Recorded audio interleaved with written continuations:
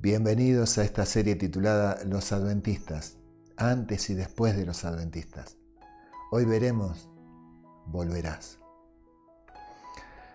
En Apocalipsis 10, el apóstol Juan describe la visión que tuvo sobre las actividades que un ángel muy fuerte, muy poderoso realizaba. Mientras estaba parado sobre el planeta y sostenía en su mano un librito abierto, este ángel hace una misteriosa afirmación. Decía que el tiempo ya no sería más y respaldaba esto jurando por quien creó el cielo y la tierra. ¿Qué suceso que se pueda comprobar mediante ciencia, o sea, histórico, apoya lo que dijo el ángel? Se han hecho muchas conjeturas y se abrieron numerosos debates acerca del significado de este pasaje, desde que señala el fin del tiempo como lo conocemos, hasta que significa que no habría más demora. Generalmente, la Iglesia Adventista del Séptimo Día interpreta que estas palabras describen particularmente el mensaje proclamado entre los años 1840 y 1844 por Guillermo Miller y otros en relación con el fin de un lapso profético.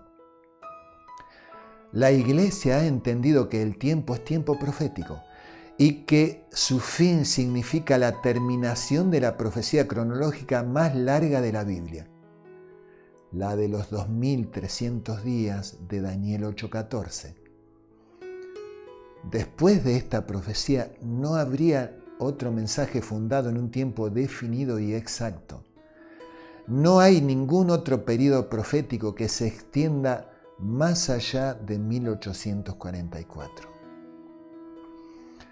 Pero un personaje protagonista de esta época histórica de la Iglesia Adventista del Séptimo Día es la clave para desentrañar el misterio. ¿Quién es? Antes de nombrarlo, hay que leer un poco más adelante en ese capítulo.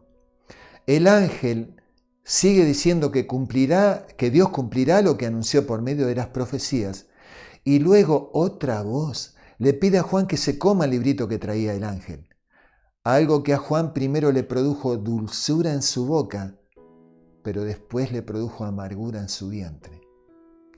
El capítulo termina con el versículo 11, cuando se le dice que es necesario que profetices otra vez sobre muchos pueblos, naciones, lenguas y reyes.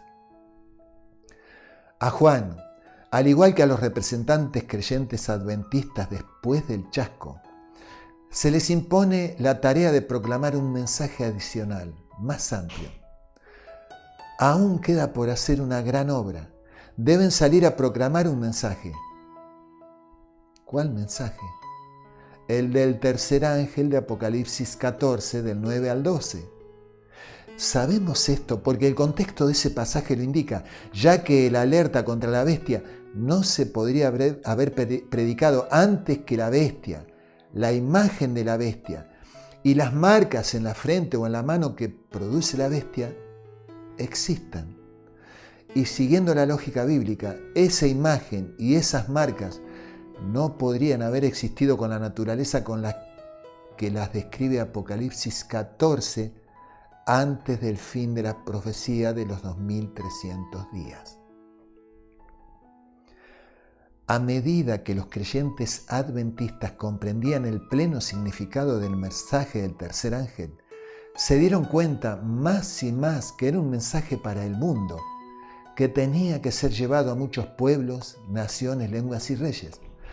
Esta convicción ha dado como resultado uno de los programas más extensos de evangelización mundial que haya visto la historia cristiana, a medida que los adventistas del séptimo día han proclamado a toda nación, tribu, lengua y pueblo, como dice Apocalipsis 14:6, el mensaje que les fue dado. Entonces, ¿quién será esa persona a la que hemos hecho referencia, surgida en esa época? De acuerdo al razonamiento que hemos seguido, no hubo momento en la historia más indicado que este de mediados del siglo XIX para que Dios dotara a su pueblo legítimo de la característica que hasta ese momento se había cumplido a medias: el espíritu de la profecía. Y llegamos a este final de razonamiento porque hemos comenzado recordando que el tiempo no sería más, Fue en ese momento en que Dios impulsó el espíritu de la profecía al final de los tiempos para lanzar un último llamado a la humanidad. Si hubiera sido después, tal vez hubiera sido demasiado tardío. Si hubiera sido antes, quizá estaría ya olvidado totalmente el pregón profético que lideró Helena Gould Harmon, más conocida como Helena de White, cuando tomó el apellido de su marido. ¿Quién fue exactamente Helena Gould Harmon? Para quien se sumerge seriamente en el estudio de la Biblia, es quien mejor porta en los tiempos modernos una de las características que la Biblia señala como primordial a la hora de detectar un profeta. Esto es lo que dice Deuteronomio 18:22. Si el profeta habla en nombre de Jehová y no se cumple ni acontece lo que dijo, esa palabra no es de Jehová. Por presunción habló el tal profeta, no tengas temor de él. O sea, no le creas. Dios no dejó pasar mucho tiempo después del chasco para empezar a disipar la incertidumbre que se originó con esto, en 1844. Y Helena de White vio, habló y escribió mucho y muchas veces en nombre de Jehová. Desde diciembre de 1844, cuando tenía 17 años, hasta su muerte en 1815. Pero lo más importante, ¿cómo sabemos que Helena de White cumplía con el requisito de Deuteronomio? Sus ideas realmente fueron inspiradas por Dios. Fueron verdad esas 2000 visiones que dijo haber experimentado. Ella apoyó totalmente la Biblia, muchas veces ampliando y acercando al entendimiento actual la palabra de Dios, haciendo énfasis en que las profecías mesiánicas se cumplirían en su totalidad y al tiempo señalado. Pero ¿podemos confiar en que su mirada nos ayudará a acercarnos a la palabra de Dios y a entenderla más plenamente? ¿Cómo saber eso? Simplemente basta con leerla. Desde 1851, cuando publicó su primer libro, ella, que solo fue educada formalmente en una escuela hasta los 9 años, además de escritos de naturaleza devocional, compuso innumerables cartas personales repletas de consejos. Después de su muerte, más de 70 libros fueron compilados y publicados con textos aún inéditos en su mayoría. Ella también escribió millares de artículos que fueron publicados en revistas como Review and Herald y también en las Señales de los Tiempos. Algunos otros de sus libros tienen una perspectiva histórica y tratan de la disputa entre Cristo y Satanás por el control de las naciones y de los individuos, como su gran obra El conflicto de los siglos. El camino a Cristo, uno de sus libros más importantes, el cual trata del éxito en la vida cristiana, ya fue publicado en más de 150 idiomas y hace de Helena de White la escritora más traducida de todos los tiempos.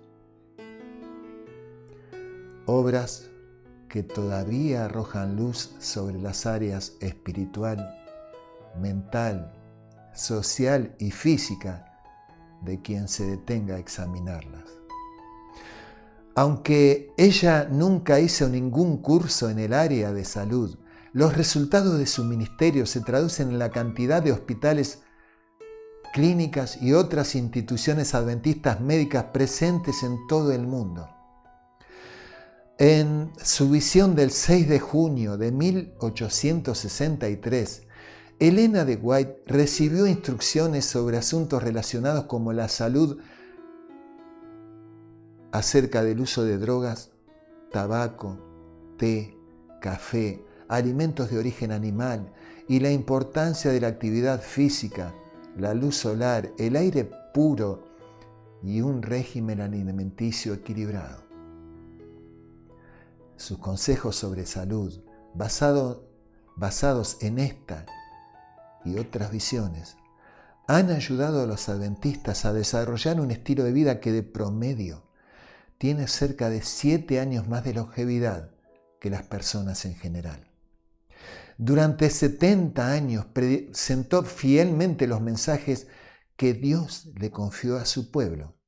Jamás fue elegida para alguna función administrativa de la Iglesia, pero sus consejos siempre eran oídos por los líderes denominacionales.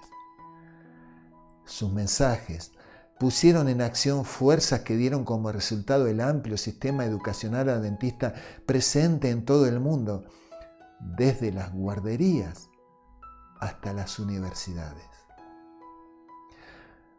No fue ordenada formalmente para la actividad pastoral, pero su obra causó un impacto espiritual casi sin paralelo en la vida de millones de personas, de un extremo de la tierra hasta el otro. Sobre todas estas cuestiones, ella escribió lo que vio en visiones, además de lo que le indicaba su mente inspirada. Por último, la veracidad de todo esto también la confirmó la ciencia, siendo que se adelantó muchas décadas a descubrimientos científicos de las áreas sobre las que trató. Todo esto sucedía mientras afirmaba, junto con otros hombres y mujeres, las bases doctrinales de la Iglesia Adventista del Séptimo Día. Pero eso es parte de esta historia que veremos cuando sigamos recorriendo juntos la sorprendente y apasionante manera en la que Dios, como dirigente supremo, preservó al objeto de su mayor dedicación, su pueblo, identificado con una iglesia. Hasta entonces.